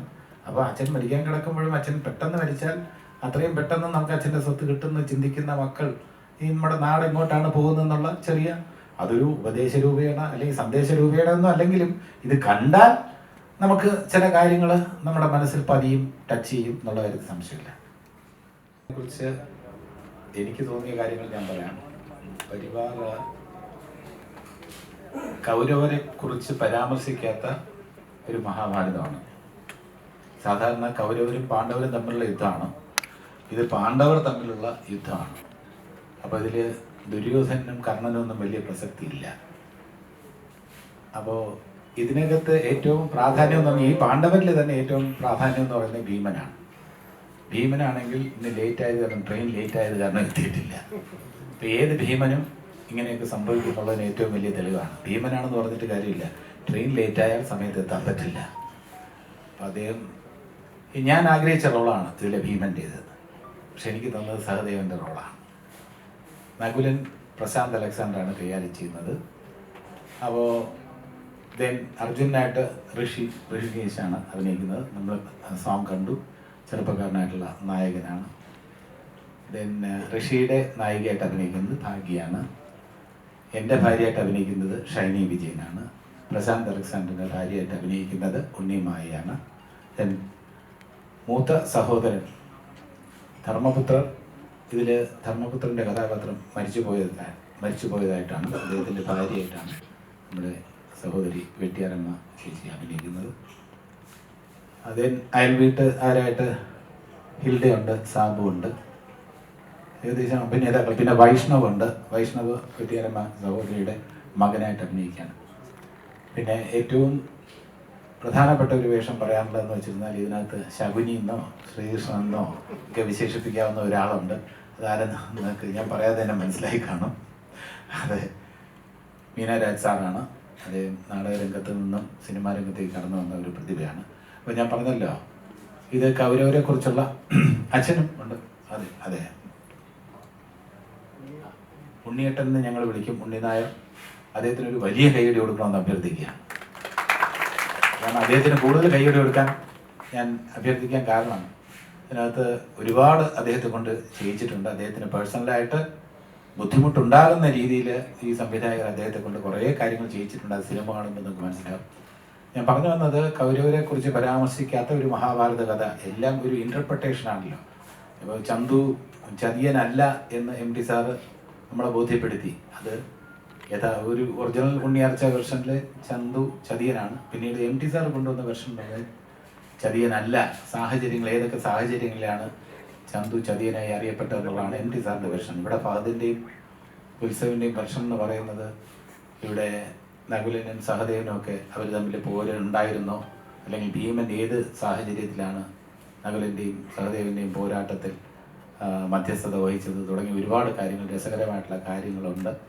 അപ്പോൾ ഇത് സംവിധായകർ ഈ രീതിയിലാണ് ഇതിനെ നോക്കിക്കണ്ടിരിക്കുന്നത്. മഹാഭാരതത്തിനെ അവരുടേതായിട്ടുള്ള രീതിയിൽ അല്പം ഹാസ്യം, അല്പം നർമ്മം, മ്യൂസിക് എല്ലാം കൂടെ ചേർത്തൊരു എൻ്റർടൈനറായിട്ട് നമ്മുടെ മുന്നിൽ എത്തിച്ചിരിക്കുകയാണ്. വലിയ അവകാശവാദങ്ങളൊന്നുമില്ല. ആദ്യമേ പറയാം, ഇത് നിങ്ങളെ കൊടുകുടാച്ചിരിപ്പിക്കും, പൊട്ടിച്ചിരിപ്പിക്കും, അങ്ങനെയൊന്നുമല്ല.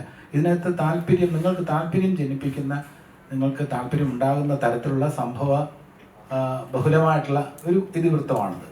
അതിനകത്ത് ആസ്വദിക്കാൻ പറ്റുന്ന ഒരുപാട് കാര്യങ്ങളുണ്ടാകും. അത്രമാത്രമേ തൽക്കാലം നമുക്ക് പറയാൻ കഴിയുള്ളൂ. പടം കണ്ടിട്ട് ഇത് തീർച്ചയായിട്ടും ചർച്ച ചെയ്യപ്പെടുമെന്നാണ് എൻ്റെ വ്യക്തിപരമായിട്ടുള്ള വിശ്വാസം. ഇതിൻ്റെ നന്മകളും ഇതിൻ്റെ തിന്മകളും ഒക്കെ തന്നെ ചർച്ച ചെയ്യപ്പെടും. ഇതിൻ്റെ കഥയിലെ വൈരുദ്ധ്യങ്ങൾ, കഥയിലെ ട്വിസ്റ്റുകൾ, ഇതൊക്കെ ചർച്ച ചെയ്യപ്പെടും. അത് എല്ലാവർക്കും ഗംഭീരമായിട്ട് ഇഷ്ടപ്പെടുമോ ഇഷ്ടപ്പെടില്ലേ, അതൊക്കെ സിനിമ റിലീസായതിനു ശേഷമേ പറയാൻ പറ്റുള്ളൂ. നമ്മൾ നല്ല എഫേർട്സ് ഈ പടത്തിന് വേണ്ടി എടുത്തിട്ടുണ്ട്. ഫിസിക്കൽ സ്ട്രെയിൻ ഉൾപ്പെടെ എടുത്തിട്ടുണ്ട്. ഇതൊക്കെയാണ് പരിവാറിൻ്റെ വിശേഷം. ഇനി ചോദ്യങ്ങൾ ചോദിക്കാം. Thank you.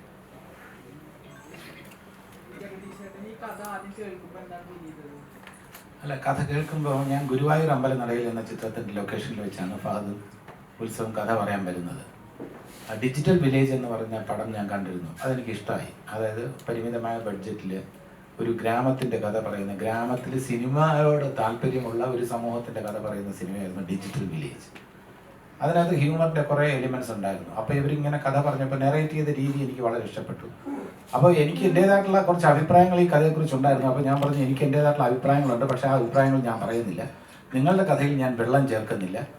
നിങ്ങൾക്ക് കോൺഫിഡൻസ് ഉണ്ടെങ്കിൽ നിങ്ങൾ ഈ രീതിയിൽ തന്നെ മൂവ് ചെയ്തോളൂ എന്ന് പറഞ്ഞു. അപ്പോൾ അവർ പറഞ്ഞു, 100% ഞങ്ങൾക്ക് കോൺഫിഡൻസ് ഉണ്ട്, ആ രീതിയിൽ തന്നെ പോകാനാണ് താല്പര്യം. ഇതിനകത്ത് അവർക്ക് ആഗ്രഹമുള്ള ഒരു മ്യൂസിക്, സാധാരണ ഗതിയിൽ ഒരു കോമഡി ഫിലിമിൻ്റെ മ്യൂസിക് എന്ന് പറയുമ്പോൾ നമ്മൾ പ്രതീക്ഷിക്കുന്ന തരത്തിലുള്ള ഒരു മ്യൂസിക് അല്ല ശ്രീ ബിജിപാലിനെ കൊണ്ട് അവർ ചെയ്യിച്ചിട്ടുള്ളത്. അപ്പോൾ ബിജിപാൽ അത് അവരുടെ മനസ്സനുസരിച്ച് അവർക്ക് ഒരു മിനിമം സ്റ്റാൻഡേർഡുള്ള മ്യൂസിക് തന്നെ വേണം എന്നുള്ളത്, അതിനകത്ത് വെള്ളം ചേർക്കാൻ അവർക്ക് താല്പര്യമില്ലായിരുന്നു. അപ്പോൾ അതൊക്കെ അങ്ങനെ അവരുടെ ആഗ്രഹപ്രകാരം തന്നെ ബിജിപാൽ മ്യൂസിക് കൊടുത്തിട്ടുണ്ട്, സന്തോഷ് ശർമ്മ പാട്ട് എഴുതി കൊടുത്തിട്ടുണ്ട്, അഭിനേതാക്കൾ എന്ന നിലയിൽ നമ്മൾ അഭിനയിച്ചു കൊടുത്തിട്ടുണ്ട്. അതാണ് സത്യം.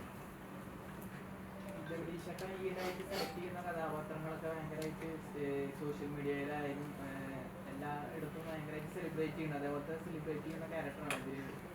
അല്ലെ, സെലിബ്രേറ്റ് ചെയ്യപ്പെടുന്നതൊക്കെ റിലീസിന് ശേഷമാണ്.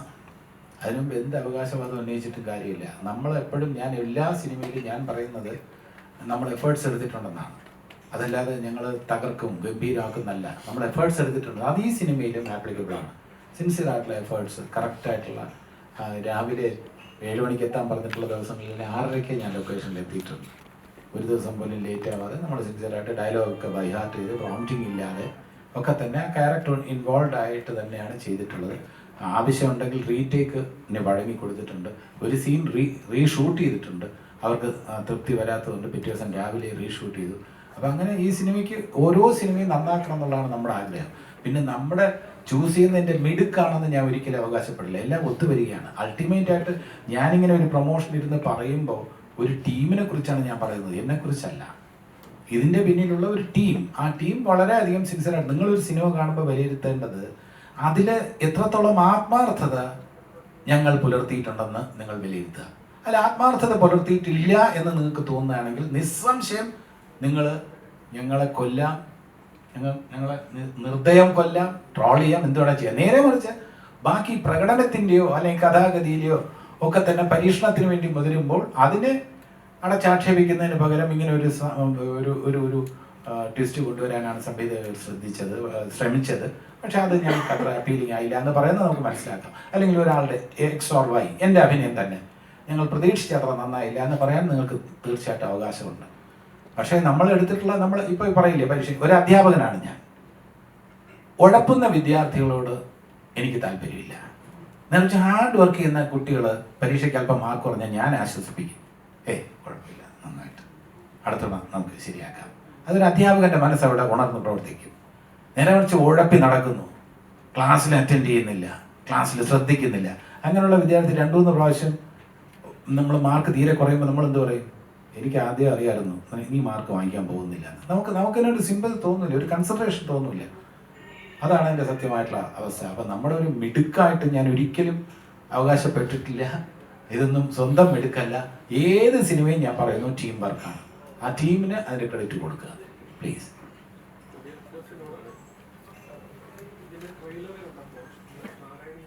ട്രെയിലറൊക്കെ കാണുമ്പോൾ അപ്പോൾ ശരിക്കും അത് നന്നായിട്ട് ആസ്വദിച്ചു. ആ പഴയ ഇന്ദ്രൻ സേട്ടിലേക്ക് പോകാനായിട്ട് സാധിച്ചിരുന്നോ? എളുപ്പം സാധിച്ചു. കാരണം ഞാൻ ഒരു മാറ്റം വരാതെ ബോഡി സൂക്ഷിച്ചു വെച്ചേക്കും. അപ്പം എനിക്ക് പെട്ടെന്ന് ഓടി എത്താൻ. അത് സത്യമായിട്ടും നമ്മൾ എപ്പോഴും കാത്തിരിക്കുന്നതാണ് അത്തരം കഥാപാത്രങ്ങൾ. വളരെ ഉത്സാഹത്തോടെ നമുക്ക് ഒരുപാട് ആദ്യം വേദനകളൊക്കെ ഉണ്ട് പറയാനും. അത് പെട്ടെന്ന് എല്ലാ മനുഷ്യരും കിട്ടുകയും ചെയ്യും. കാരണം എല്ലാവരും സമാനമായിട്ട് നമ്മളെല്ലാവരും കഴിഞ്ഞു പോകുന്നൊരു കാലഘട്ടമാണ്. പക്ഷെ അതുപോലെയല്ല, ചിരിപ്പിക്കാനോ നമ്മൾ ആ മൂഡ് മറന്ന് ആ ഒരു വേദിയിലേക്ക് കൊണ്ടുവരാൻ ഭയങ്കര പാടാണ്. ഇപ്പോഴത്തെ ആൾക്കാർക്ക് എനിക്കാണ് തോന്നുന്നു, കുട്ടികൾ പ്രധാനമായിട്ടും അവരെ ചിരിപ്പിച്ചെടുക്കുക വലിയ പാടാണ്. അപ്പോൾ കുറേ നമ്മൾ ഇത്തിരി മുതിർന്നവർക്ക് പണ്ട് മനസ്സിലൊക്കെ ഇങ്ങനെ ഒരു സിനിമ ഉണ്ടായിരുന്നു എന്നുള്ളൊരു ഓർമ്മ ഉള്ളത് കൊണ്ട് ഇച്ചിരി എളുപ്പമായിരിക്കുന്നേ ഉള്ളൂ. അല്ലെങ്കിൽ വലിയ ബുദ്ധിമുട്ടാണ്. ആദ്യമൊക്കെ ജഗദീഷ് ചേട്ടനായാലും സ്പോർട്ട് കോമഡികളൊക്കെ ചെയ്യാറുണ്ട്. അപ്പോൾ ഈ പരിവാറിൽ അങ്ങനെ സ്പോർട്ട് കോമഡികൾ ഡയറക്ടേഴ്സ് പറയാതെ തന്നെ അങ്ങനെ സ്വതസിദ്ധമായിട്ടുള്ള ശൈലിയിലൊക്കെ ചെയ്തിട്ടുണ്ടോ? അപൂർവം സിറ്റുവേഷൻസിൽ മാത്രം. ഇതിനകത്ത് ഒരു സംഭവം, ഒരു മാനറിസം പോലെ ഒരു സംഭവം ഞങ്ങൾ ആലോചിച്ചിട്ട് ഈ മനസ്സിലായില്ലേ എന്ന് ചോദിക്കുന്ന ഒരു ശൈലിയുണ്ട്. അത് ഞങ്ങൾ ഇംപ്രവൈസ് ചെയ്തതാണ് സംവിധായകരുമായിട്ട് ഇരുന്നിട്ട്. അത് സംവിധായകർ പറഞ്ഞു ആ കഥാപാത്രത്തിൽ അത് എന്ത് പറയുമ്പോഴും മനസ്സിലായില്ലേ എന്ന് ചോദിക്കുന്ന ഒരു രീതി അത് കൊണ്ടുവന്നിട്ടുണ്ട്. അങ്ങനെയുള്ള ഇംപ്രവൈസേഷൻ അല്ലാതെ ബാക്കിയെല്ലാം മിക്കവാറും സ്ക്രിപ്റ്റിൽ തന്നെ അവർ എഴുതി വെച്ചിട്ടുണ്ടായിരുന്നു. അപ്പോൾ അത് അവതരിപ്പിക്കുക എന്നുള്ളത് മാത്രമല്ല, ആ സ്ക്രിപ്റ്റ് ഡീവിയേറ്റ് ചെയ്യുന്നതിൽ വ്യക്തിപരമായി താല്പര്യമില്ലാത്ത 2 സംവിധായകരാണ് അവർ. കഴിയുന്നതും അത് തന്നെ പള്ളി വ്യത്യാസമില്ലാതെ പറഞ്ഞാൽ നന്നായിരിക്കും എന്ന് പറയുമ്പോൾ അത് നമുക്കൊരു വെല്ലുവിളിയാണ്. അപ്പോൾ നമ്മൾ ഒരിക്കലും അത് മാറണമെന്ന് നമുക്കും താല്പര്യമില്ല. അതേപടി തന്നെ പറയാൻ നമ്മൾ ശ്രമിച്ചിട്ടുണ്ട്. ജഗദീഷ് ചേട്ടനോട് വിദ്യാർത്ഥികൾക്കിടയിൽ ഉണ്ടാകുന്ന അക്രമവാസനയെ കുറിച്ചിട്ടുള്ള ഒരു ചോദ്യമാണ്. സോഷ്യൽ മീഡിയയിൽ ഇപ്പം ഉയർന്നു വരുന്ന ഒരു ചോദ്യമാണ് അധ്യാപകർക്ക് വടി തിരികെ നൽകൂ എന്ന് പറയുന്നത്. അത് സഹായകമാകുമോ?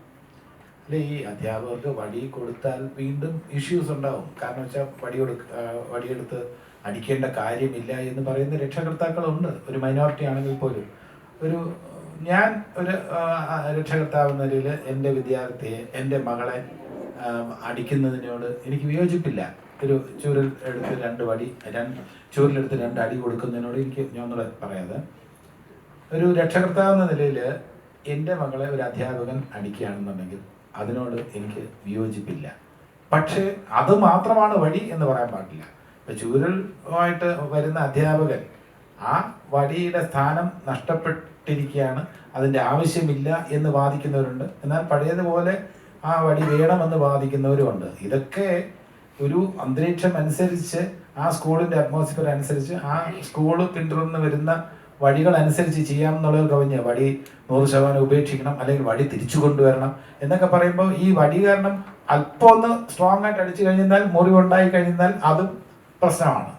അപ്പം അതുകൊണ്ട് അടിയാണോ, വടിയാണോ, വഴക്കാണോ, ശാസനയാണോ, അതോ ബുദ്ധിപൂർവ്വം നല്ല രീതിയിലൊക്കെ പറഞ്ഞ് മനസ്സിലാക്കലാണോ എന്നൊക്കെ ഉള്ള ഒരു കാര്യം അതാത് അധ്യാപകന്റെ രീതി അനുസരിച്ചിരിക്കും. ഇതിനൊക്കെ ഒരു പൊതു നിയമം കൊണ്ടുവരാൻ പറ്റില്ല എന്നാണ് എൻ്റെ പക്ഷം. അല്ല, ഇപ്പോൾ ഒരു വിദ്യാർത്ഥി അധ്യാപകനെ ഭീഷണിപ്പെടുത്തുന്ന ഒരു വീഡിയോ വൈറലായിരുന്നു. അപ്പോൾ വിദ്യാർത്ഥിയെ ന്യായീകരിക്കുന്നതായിട്ടും ഒരുപാട്. അതൊരിക്കലും ന്യായീകരിക്കാൻ പാടില്ല. അധ്യാപകർ തന്നെയാണ്. ഇനി ഒരു അധ്യാപകൻ എന്ന നിലയിൽ ഞാൻ പറയാം, എൻ്റെ ഒരു സന്തോഷം എന്ന് പറയുന്നത് ഒരു വിദ്യാർത്ഥി നന്നായി വരുമ്പോഴാണ്. അയാൾ നല്ല രീതിയിൽ കഴിയുന്നു, അയാൾ നല്ല രീതിയിൽ ബിസിനസ് ചെയ്യുന്നു, നല്ല രീതിയിൽ സ്വന്തം ബിസിനസ് ചെയ്യുന്നു, അല്ലെങ്കിൽ ബാങ്കിൽ ജോലി നോക്കുന്നു, അല്ലെങ്കിൽ വേറെ സ്ഥാപനങ്ങൾ നടക്കുന്നു എന്ന് പറയുമ്പോൾ എനിക്ക് കിട്ടുന്ന സന്തോഷം എന്ന് പറഞ്ഞാൽ അത് വിവരിക്കാൻ കഴിയില്ല. ഒരു അധ്യാപകൻ്റെ സന്തോഷം എനിക്കറിയാം. അപ്പോൾ ആ സന്തോഷത്തിനേക്കാളും വലുതൊന്നുമല്ല. അപ്പോൾ അധ്യാപകന് നമ്മളെന്തെങ്കിലും പേന വാങ്ങിക്കൊടുക്കുക, ഷർട്ട് വാങ്ങിക്കൊടുക്കുക, അതിലൊന്നുമല്ല. അധ്യാപകൻ്റെ ഏറ്റവും വലിയ സന്തോഷം എന്ന് പറഞ്ഞാൽ വിദ്യാർത്ഥികൾ നന്നാവുക എന്നുള്ളതാണ്. അത് വർഷങ്ങൾക്ക് ശേഷം വിദ്യാർത്ഥികൾക്ക് മനസ്സിലാവും. ഇപ്പോൾ അധ്യാപകൻ കയർക്കുമ്പോൾ ശാസിക്കുമ്പോൾ ഒക്കെ ദേഷ്യം തോന്നുമെങ്കിൽ പോലും പിന്നീട് നമ്മൾ ജീവിതത്തിൽ നല്ല രീതിയിൽ ഉയർന്നു വരുമ്പോൾ നമുക്ക് ഏറ്റവും കൂടുതൽ കടപ്പാടെന്ന് പറയുന്നത് നമ്മുടെ രക്ഷകർത്താക്കളോടുള്ളത് പോലെ തന്നെ അധ്യാപകരോട് നമുക്ക് കടപ്പാട് തോന്നും. അപ്പോൾ അധ്യാപകൻ്റെ എന്ന് പറഞ്ഞിരുന്നാൽ ഏത് അധ്യാപകരായിരുന്നാലും ബഹുഭൂരിപക്ഷം അധ്യാപകരുടെ നിസ്വാർത്ഥമായിട്ടുള്ള സേവനമാണ്. ശമ്പളം കിട്ടുന്നുണ്ട്, സമ്മതിച്ചു. ബാക്കി അവരുടെ കുട്ടികൾ നന്നായി വരണം, നല്ല ജോലി കിട്ടണമെന്നതിനപ്പുറം നല്ല പൗരന്മാരായി വരുമ്പോൾ ഏറ്റവും കൂടുതൽ സന്തോഷിക്കുന്നത് അധ്യാപക സമൂഹം തന്നെയായിരിക്കും. അത് യാതൊരു സംശയമില്ല.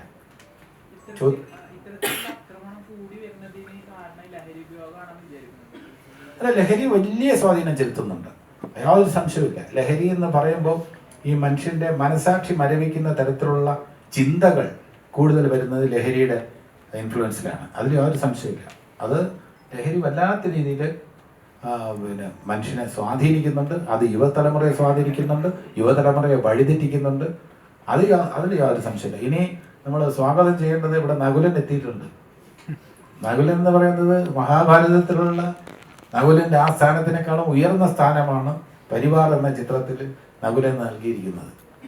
നകുലൻ ഇതിനകത്ത് കഥാപാത്രത്തിൽ നകുലനും സഹദേവൻ എന്ന് പറഞ്ഞപ്പോൾ അവർ പേഴ്സണലായിട്ട് നകുലൻ്റെ സംസാരിച്ചുകൊണ്ടിരിക്കുന്ന യാദൃശ്യമായിട്ട് ഞാൻ കേട്ടു. എന്താണ് നകുലനും സഹദേവനുമായിട്ടുള്ള വ്യത്യാസം എന്ന് ചോദിച്ചപ്പോൾ നകുലൻ സഹദേവനെക്കാളും ചേട്ടാ കുറച്ചൊരു സുന്ദരനാണ് എന്ന് പറയുന്നത് ഞാൻ കേട്ടു. ആ കാസ്റ്റിങ്ങിലാണ് പ്രശാന്ത് അലക്സാണ്ടർ നകുലനായതും ഞാൻ സഹദേവനായതും. നകുലൻ അവർ വലിയ കയ്യടിയോടുകൂടി സ്വാഗതം ചെയ്തു. പക്ഷെ ബുദ്ധി കൂടുതൽ സഹദേവനാണ്.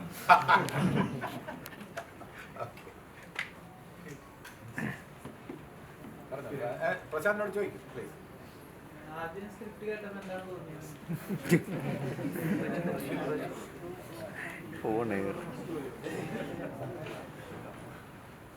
ആദ്യം സ്ക്രിപ്റ്റ് കേട്ടപ്പം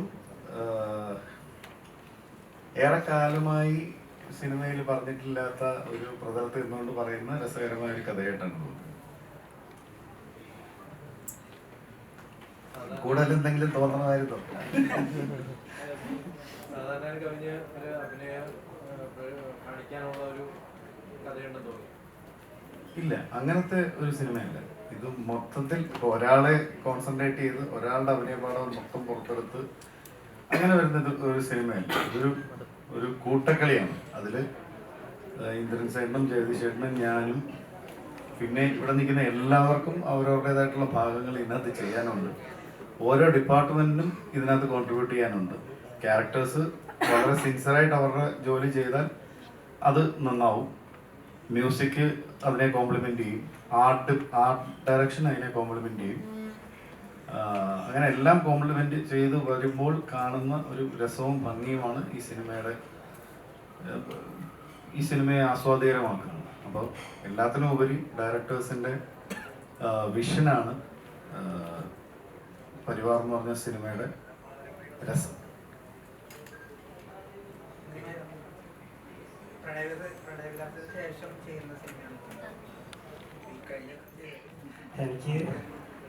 എനിക്ക് ഇപ്പോൾ ഇവിടെ ഒരു മില്യൺ താങ്ക്സ് പറയാനുള്ള എൻ്റെ ഡയറക്ടേഴ്സിൻ്റെ അടുത്താണ്.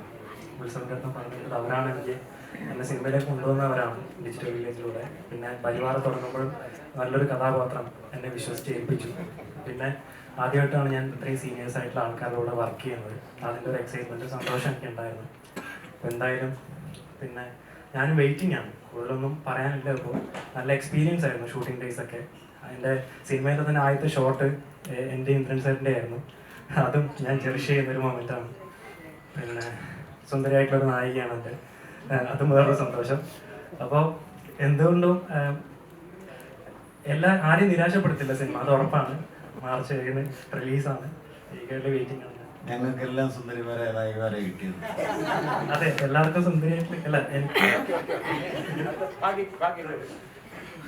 നമസ്കാരം, എൻ്റെ ക്യാരക്ടറിൻ്റെ പേര് മിനിമോൾ എന്നാണ്. സോ ഇവരുടെ ഫാമിലി, ഞാൻ നെയ്ബറാണ്. ഇവരുടെ അച്ഛനെ നോക്കാൻ വേണ്ടി ഞാൻ ഇവരുടെ വീട്ടിലേക്ക് പോകുന്നതാണ്. സോ അതാണ് ക്യാരക്ടർ. പിന്നെ സോ മാർച്ച് 7 റിലീസ്. എല്ലാവരും പോയി കാണണം.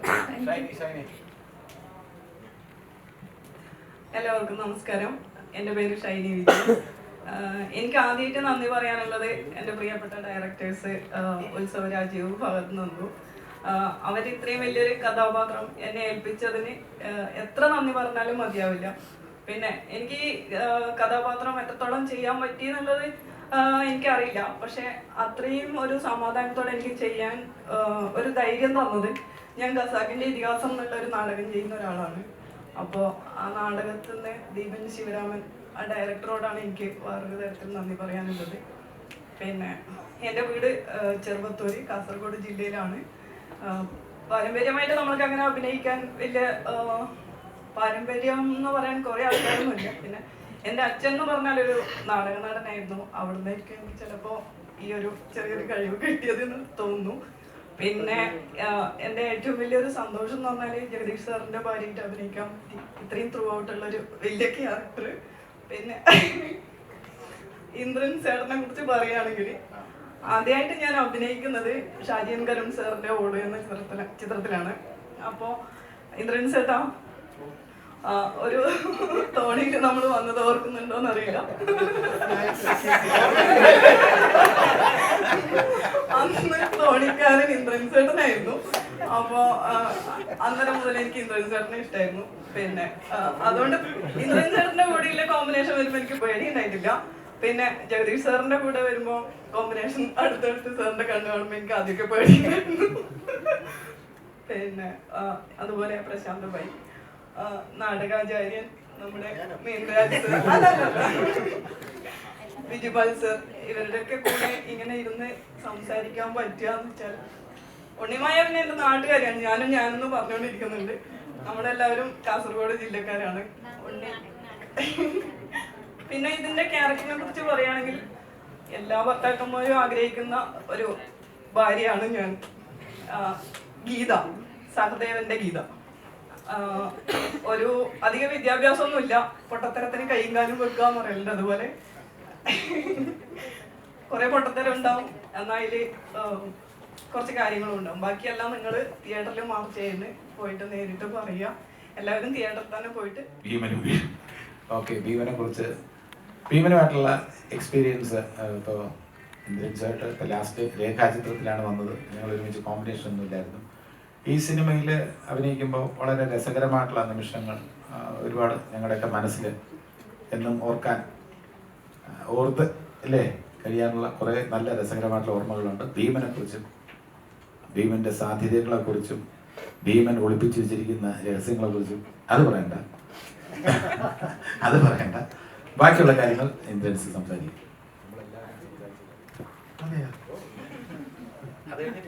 ചോദിക്കുന്നതാണ് നല്ലത്. പറയാൻ പിന്നെ സിനിമ നല്ലതാണല്ലോ.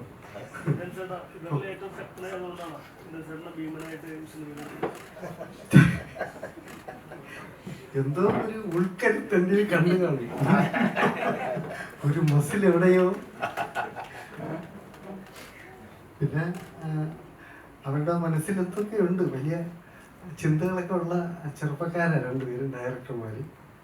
അതുകൊണ്ട് തന്നെ അവരുടെ കഥ കേട്ടപ്പോൾ അവർ പറഞ്ഞപ്പോൾ നമുക്ക് തോന്നിയൊരു കൊതി അതിന് ശകലവും വിട്ടുപോകാതെയും നമ്മളങ്ങനെ കാട് കയറാതെ ഒക്കെ അവർ പിടിച്ചു നിർത്തി അവരൊരു ഉദ്ദേശ സ്ഥലത്തേക്ക് എത്തി.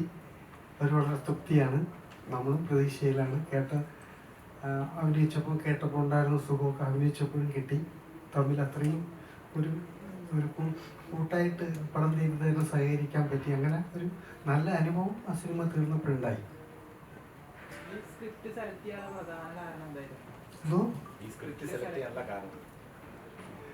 അങ്ങനെയൊന്നുമില്ല. നമ്മൾ വരണതൊക്കെ ചെയ്യുന്നവരാണ്. എന്നാലും നല്ലത് കുറച്ച് നമുക്ക് ആസ്വദിക്കാനുണ്ടെന്നുള്ളൊരു ചിന്ത വരുമ്പോഴത്തേക്ക് നമ്മൾ കാത്തിരിക്കുമല്ലോ. ചില പ്രത്യേക ദിവസങ്ങളെ കാത്തിരിക്കും പോലെ കൊതി തോന്നുന്ന സിനിമകൾ ചെയ്യാൻ കാത്തിരിക്കും. അതിനിടയ്ക്ക് എങ്ങും ഓടാൻ മനസ്സ് വരത്തില്ല. തീരുന്നവർ അവിടെ തന്നെ അതിൻ്റെ കൂടെ ചേർന്ന് നിൽക്കും. അതൊക്കെ ആ സിനിമ കൊതിപ്പിക്കുന്നത് കൊണ്ടാണ് അങ്ങനെ തോന്നിയത്. ഇതിനിടയ്ക്ക് ഒരു കാര്യം കൂടെ പറഞ്ഞിട്ട് എൻ്റെ പ്രൊഡ്യൂസേഴ്സിനെ കുറിച്ച് നമ്മളൊന്ന് റെഫർ ചെയ്യേണ്ടതായിട്ടുണ്ട്. ആൻ സഞ്ജീവും സജീവുമാണ്. അവർ ഫ്രാഗ്രൻറ്റ് മൂവീസ് ഇവിടെ പ്രതിനിധികൾ എത്തിയിട്ടുണ്ടോ? എത്തിയിട്ടില്ല. അവരങ്ങനെ പ്രത്യക്ഷപ്പെടാൻ ആഗ്രഹിക്കുന്നില്ല. അവരുടെ മാക്സിമം അവർ നമ്മളുമായിട്ടൊക്കെ സഹകരിച്ച് ഒരു നല്ല ചിത്രം അണിയിച്ചൊരുക്കാൻ വേണ്ടിയുള്ള എല്ലാ രീതിയിലുള്ള സഹകരണം ഫ്രാഗ്രൻറ്റ് മൂവീസ് നടത്തിയിട്ടുണ്ട്. അവരോടുള്ള നന്ദി ഈ എൻറ്റയർ ടീമിൻ്റെ പേരിൽ ഞാൻ അറിയിക്കുകയാണ്. അടുത്ത ചോദ്യത്തിൽ വരാം. സൂര്യയുടെ കൂടെ ഒരു പടത്തിൽ ഷൂട്ടിംഗ് അഭിനയിച്ചുകൊണ്ടിരിക്കുകയാണ് കേൾക്കുന്നത്. സൂര്യ 45 ആർജ ബാലാജിയുടെ ഡയറക്റ്റ് ചെയ്യുന്ന അതിനെ കുറിച്ച് ഇപ്പോൾ നിലയിൽ പറയാൻ പറ്റുന്നതാണ്. ഒന്ന് തുടങ്ങി വെച്ചിട്ട് പോകുന്നതേ ഉള്ളൂ. ഇനി അതിലോട്ട് പൂർണ്ണമായിട്ട് ചേരുമ്പോഴേ അറിയാൻ പറ്റുള്ളൂ. നാളെ മറ്റന്നാൾ മുതലൊക്കെ അങ്ങോട്ട് പോകുന്നുണ്ട്. അങ്ങനെയൊന്നും പറയാറായില്ല. എൻ്റെ അടുത്തൊരു ക്യാരക്ടർ പറഞ്ഞത് ചെയ്യാൻ കൊതി തോന്നുന്നതും അതുപോലെ എൻ്റെ കൊക്കിൽ ഒതുങ്ങുന്നതെന്നും തോന്നിയത് കൊണ്ട് കമ്മിറ്റ് ചെയ്തതാണ്. അല്ലെങ്കിൽ പേടിയാണ്. മലയാളം അല്ലാതെ ഒരു ഭാഷ കൈകാര്യം ചെയ്യാൻ പേടിയുണ്ട്. പല അവസരങ്ങളും വന്നിട്ടും ചെയ്യാതിരുന്നു. അതുകൊണ്ടാണ് അങ്ങനെ ആണ്. പോയി. അവരെല്ലാം ഭയങ്കര സ്നേഹവും ബഹുമാനവും ഉച്ചടക്കവും ഒക്കെയാണ്. നമ്മൾ വിചാരിക്കുന്ന പോലെ ഒരു വിരട്ടെന്ന് തോന്നുമെങ്കിൽ അങ്ങനെയൊന്നുമില്ല. എല്ലാവരും ഭയങ്കര പാവമാണ്.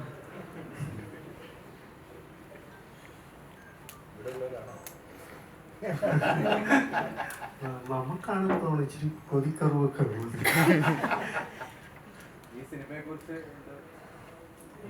നമുക്ക് നമ്മൾ പ്രതീക്ഷിക്കുന്ന പോലൊരു വിജയമാവണമെന്നും ആഗ്രഹിക്കുകയും പ്രാർത്ഥിക്കുകയും ചെയ്യുന്നു. കാരണം നമുക്കെല്ലാം അതാണല്ലോ ഒരു സിനിമ ഒന്ന് ഓടിയെങ്കിലേ അടുത്തതിൻ്റെ ഒരു പ്രചോദനമുള്ളൂ. അതുകൊണ്ട് അങ്ങനെ ഒരു ആഗ്രഹവും കൊണ്ട് എല്ലായിടത്തും അഭ്യർത്ഥിക്കുന്നതാണ്.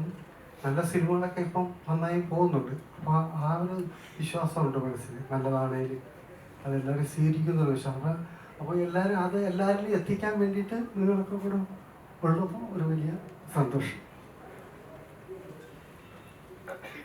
ഡയറക്ടേഴ്സിനോടാണേ.